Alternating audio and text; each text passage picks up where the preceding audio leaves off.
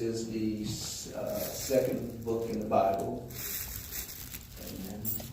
That you don't know. You don't know, fail to tell your contents.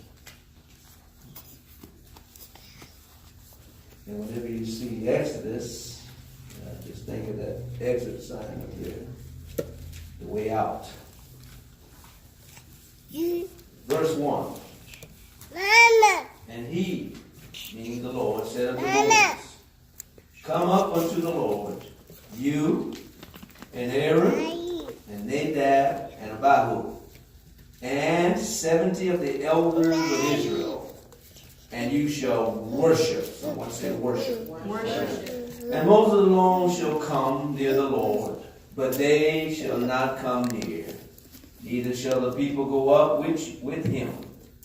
And Moses came and told the people all the words of the Lord, and all the judgments. And all the people answered with one voice and said, all the words which the Lord has said, will we do. All the words which the Lord has said, will we do. All the words which the Lord has said, will we do. Amen. And all the words which the Lord has said, will we do. And Moses wrote all the words of the Lord, and rose up early in the morning, and built an altar under the hill, and 12 pillars according to the 12 tribes of Israel. And he sent young men of the children of Israel, which offered burnt offerings and sacrificed peace offerings of oxen unto the Lord. And Moses took half of the blood and put it in basins, and half of the blood he sprinkled on the altar. And Moses took, I'm skipping verse 7. And he took the book of the covenant and read in the audience of the people. And they said, all that the Lord has said will we do, and be obedient. Let me read that again. And he took the book of the covenant and read it in the audience of the people. And they said, all that the Lord has said will we do, and be obedient. And Moses took the blood and sprinkled it on the people, and said, behold, the blood of the covenant, which the Lord has made with you concerning all these words. Then went up Moses and Aaron, Nadab and Abihu, and 70 of the elders of Israel. And they saw the God of Israel. And they saw the God of Israel. And there was under his feet, as it were, a paved work of the sapphire stone. And as it were, the body of heaven in his clearness. And upon the nobles of the children of Israel he laid not his hands. Also they saw God, and did eat and drink. And the Lord said unto Moses, come up to me into the mount, and be there, and I will give you tables of stone, and a law and commandments which I have written, that you may teach them. And Moses rose up, and his minister Joshua. And Moses went up into the mount of God. And he, Moses, said unto the elders, tarry ye here for us, until we come again unto you. And behold, Aaron and Hur are with you. If any man have any matters to do, let him come unto them. And Moses went up into the mount, and a cloud covered the mount. And the glory of the Lord. And the glory. Come on, Jesus. Of the Lord abode upon Mount Sinai. And the cloud covered it 6 days. And the 7th day he called unto Moses out of the midst of the cloud. And the sight of the glory of the Lord was like devouring fire on the top of the mount in the eyes of the children of Israel.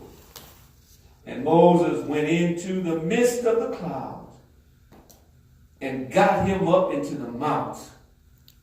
And Moses was in the mount 40 days and 40 nights.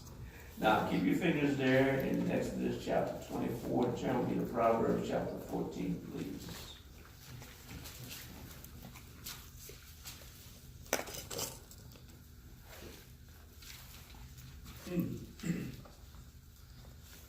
One verse.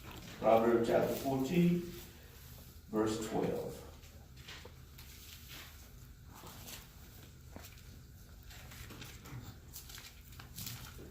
Are you there? Amen. There is a way which seems right unto a man, but the end thereof are the ways of death. Let me read that again. Amen. Now you must remember to take this in conjunction with Exodus chapter 24, which I just read. There is a way which seems right unto a man, but the end thereof are the ways of death. Now go back to Exodus chapter 24. Mama. Out of those 18 verses, I believe, that we read. And I suggest you, when you get back home, you read it again. Be like the Bereans. But this morning, I want to draw your attentions to verses 5 through 8 in Exodus chapter 24.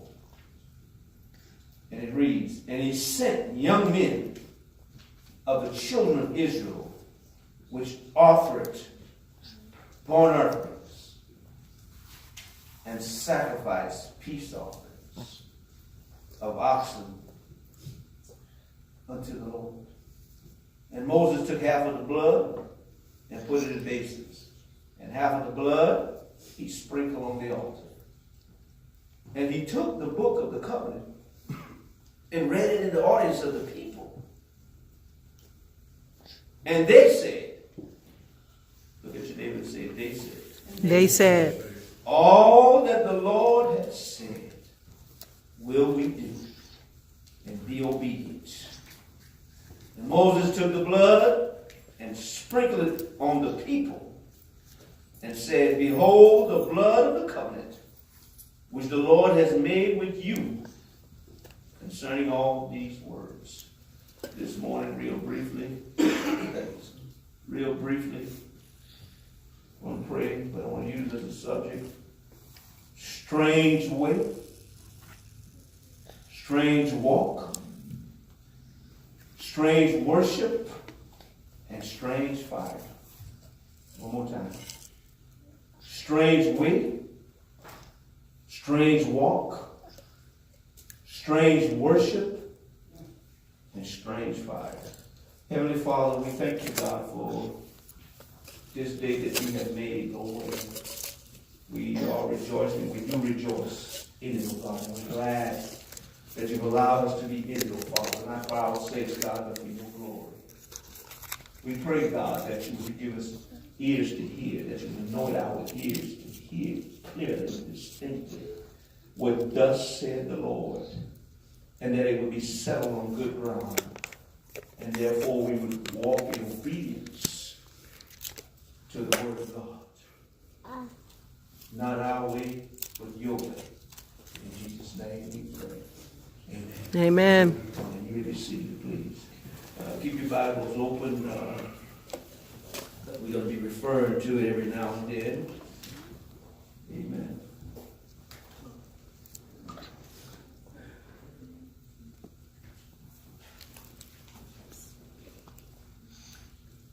Moses stands before the children of Israel.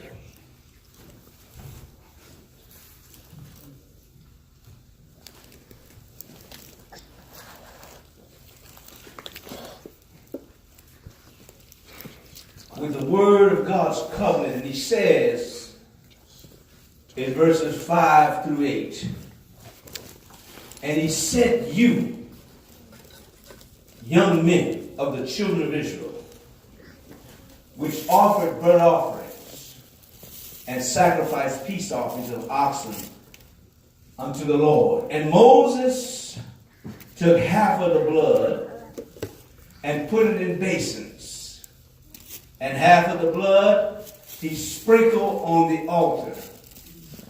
And he took the book of the covenant. You do know this is the book of God's covenant, right? Yes. And read it in the audience of the people. And they said, listen to this now. And they said, all that the Lord has said, Yes. will we do and be obedient. Amen. And the Bible says that Moses took the blood and sprinkled it on the people. And said, behold the blood of the covenant, which the Lord has made with you concerning all these words. Do you see that? Amen. I heard one amen. Do you see that? Amen. And do you understand that? I would be lying to you if I was to stand here today and say living for God is easy.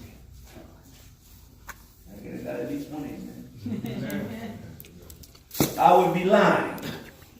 See, if I said that it's simple, a snap and a piece of cake, I would be lying through my teeth. If I or anyone for that matter was to say to you that it would be a lie. Look at someone and say that's a lie. That's a lie. That's simply not the truth. On the contrary, it's going to take every bit of consecration, every bit of dedication and commitment that you have to live for the Lord. Now, I realize there are those who would make you believe you can hold on to the world with one hand and you can hold on to God with the other hand, but you can't. That's all right. I don't stand you. All right. The Apostle Paul says to us in 1 Corinthians chapter 10 and verse 21 that you cannot drink the cup of the Lord and the cup of devils. Yes. You cannot be partakers of the Lord's table and of the table of devils. In other words, you can't sit at God's table and the devil's table at the same time. Come on, Bishop. And the Bible Set also apart. says Come that on. We're in the world, But not of the world. but Come not on. of the world. Come on, Bishop. You cannot be of the world and of Christ. Yes. See, that's our problem in the church today. You can't do that and please God. God still demands holiness. Come on, Bishop. You're right. Come on, Bishop. You hear what I'm saying? God Come on. still demands holiness. Yeah. He still demands some things of you. That's the reason today that this church isn't filled to capacity. Come on. That some people who should be here are not here. Come on. It's because of the clinging vines of the world that's holding on to them. Uh-huh. It's because, and it grieves me, and I weep to say this, but the saints of God need to leave the liquor alone. Come on, Jesus. Come on, Bishop. They need to leave the drugs. I'm talking about the saints of God. They need to leave the drugs alone. They need to leave the pornography Alone. Come on. alone. Leave the club alone. Leave the filthy, cursing movie Come on, Bishop. alone. You speak. Come on now. And I have to repent. I have to repent over that one because I love to go to the movies. But I've allowed myself to get caught up watching and listening to a movie that there's a lot of cussing in it. Jesus. I'm the only one. Right? Come on, Bishop. No, you're right. Come on. Y'all got healed.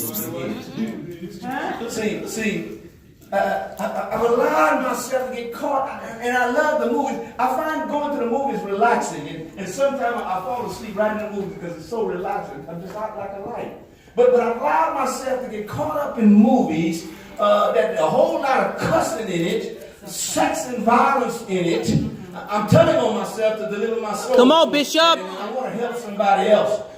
Scenes with so much vulgarity and filth in it that if you're not careful, you become insensitive and numb to it. Come on, Bishop. Come on, you're right. And you start accepting it as being normal instead of rejecting it. All right. And what do you think it's doing to our children? Come on, They're Bishop. right there listening to Come it. on. But Come we on. allowed it. And then when we hear it coming out of their mouths, you want to snatch their tongue and their tonsil right out of their mouth.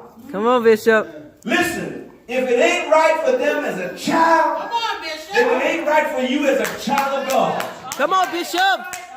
Come If on. you weren't pleased Come as on. a mother or father to see or hear your children listening or speaking bad words, All right. how do you think our Heavenly Father feels when you speak or listen to bad words? Come on, Bishop. If you let them listen to it, and you're listening to it, then be prepared to hear them repeat it. You right. Come on. What you've already heard on TV or at the movies. See, y'all, amen. Y'all don't have to say amen this morning. Come on, Just say Bishop. ouch, and I'll be the first one to say ouch because I'm stepping on my own toes this morning. Come on. Come on, saints. If we're going to live for God, then we need to leave the world and Hollywood alone. Come on, Bishop. Leave the Coors alone. Come on. Leave the Budweiser alone. Leave the Morgan David. Do they still drink Morgan David? I don't know. I remember back in the day that was sweet. I mean, and I was known to take a little sip every now and then. It was sweet. It was like Kool-Aid. But leave the Morgan David alone. Come on, Bishop. Leave the dirty jokes Alone. Come on. alone. You're Don't right. entertain it from others neither. Come on, Bishop. Leave what the world has to offer alone.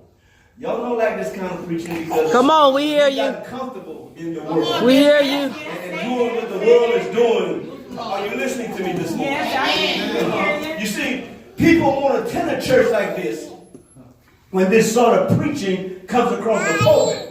And I hope, if we have any visitors this morning, I don't see any because I don't consider nobody a visit, but I hope, amen, you come back. But I can't help that because I'm just the mailman delivering the mail. Uh-huh. I'm just a voice telling you what I believe God told me to tell you from this book. Come on, Bishop. And Come if you on, don't Bishop. like it, talk to the boss. Come on, Bishop.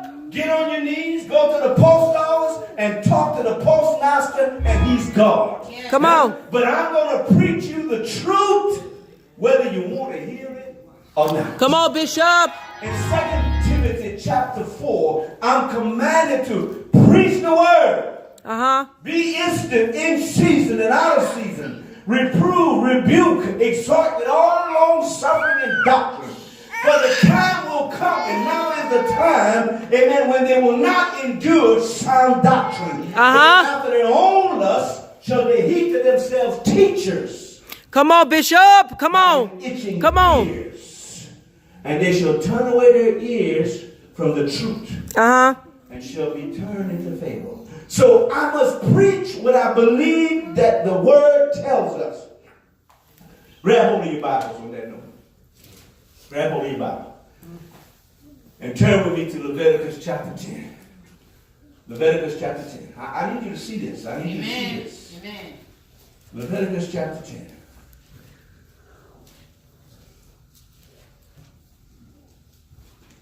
Are you there? Amen. In the 10th chapter of Leviticus, there is a horrifying statement that is given there in those first two verses. Are you there? Amen. It reads,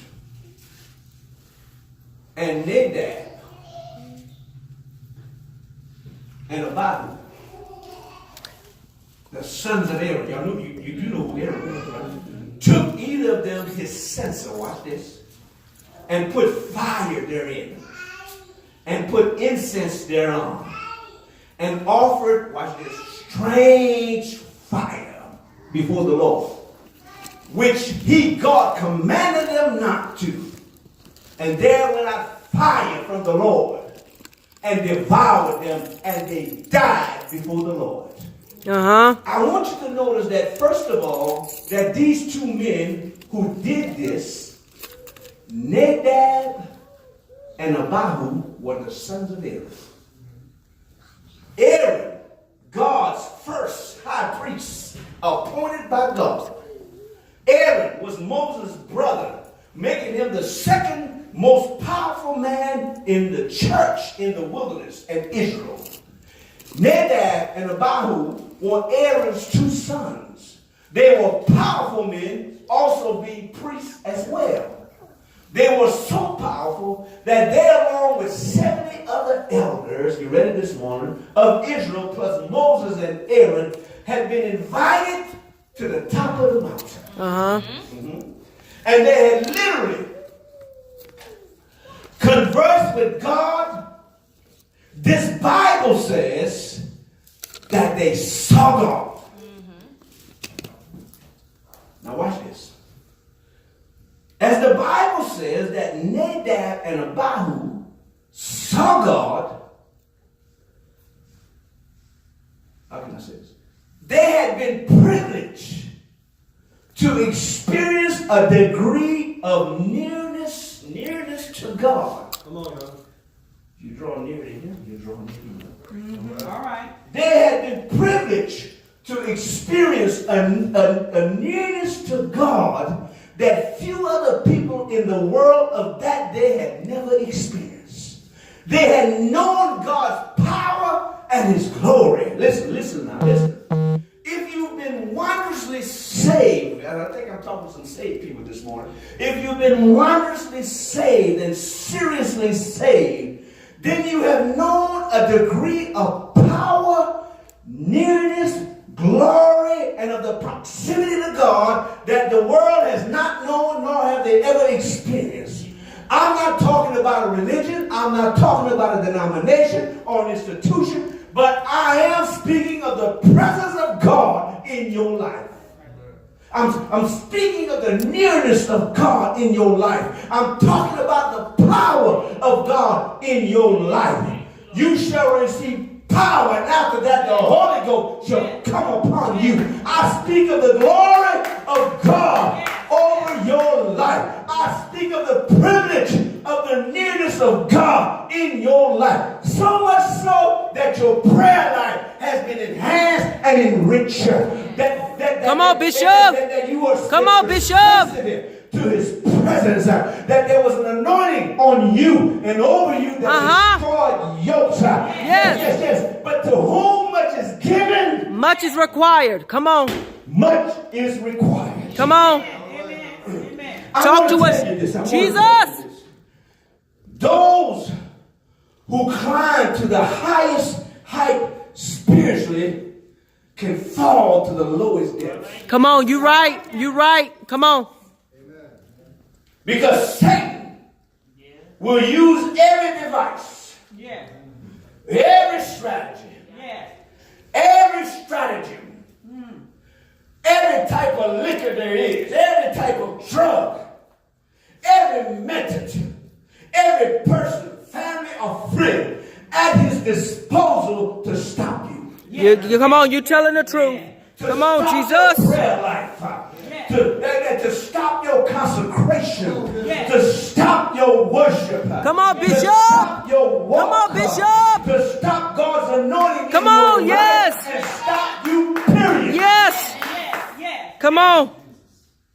These two men, Nadab and Abihu, their worship had become strange, to say the least. First of all, they got drunk. Read your Bible. I'm talking about two priests. Aaron's sons, the first great high priest. They got drunk, Brother Ed. I don't know whether it was the Budweiser, Coors, or Morgan David wine, but they got drunk. T.S. Samuel. What else? Secret 7. Mad dog. Mad Dog 40 40 was in 2020. Did he put 40 40 here? Oh, 2020. Old English? I can know that.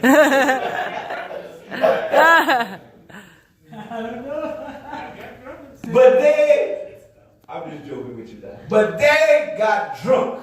Yes. Okay? Uh-huh. They had seen God. Help us, They Jesus. had watched God. Help us, Jesus. They had been privileged to experience something that godly men today would give anything to experience. And yet, these two men got drunk. Uh-huh. Yes. It may have started out with a buzz, I don't know. But they got drunk Yes. Yes. in church. Father. They dabbed in alcoholic beverage and tried to give God worship that was strange. God. They were priests and were supposed to set an example. Amen. Please, men and women of God, listen to me. God has poured out his spirit in these last days upon all flesh. Not a denomination, but upon all flesh. It's an outpouring of the Holy Spirit upon whomsoever will. Be it upon the black man or the black woman. Be it upon the white man or the white woman. Be it upon boy or girl. Be it the homeless or if you have a home. Be it upon the Baptist, the Methodist, the Presbyterian, the Pentecostal Church of God in Christ, etc., etc. God is no respecter of person. He said, I will pour out of my spirit upon all flesh. Come on. I don't care who you are, whatever you call yourself, but you have an obligation to live holy. Yes. Because holiness is still right. Come on, Bishop. Are you hearing what I'm saying? If you're a child of God, you have an obligation to live holy because holiness is still right.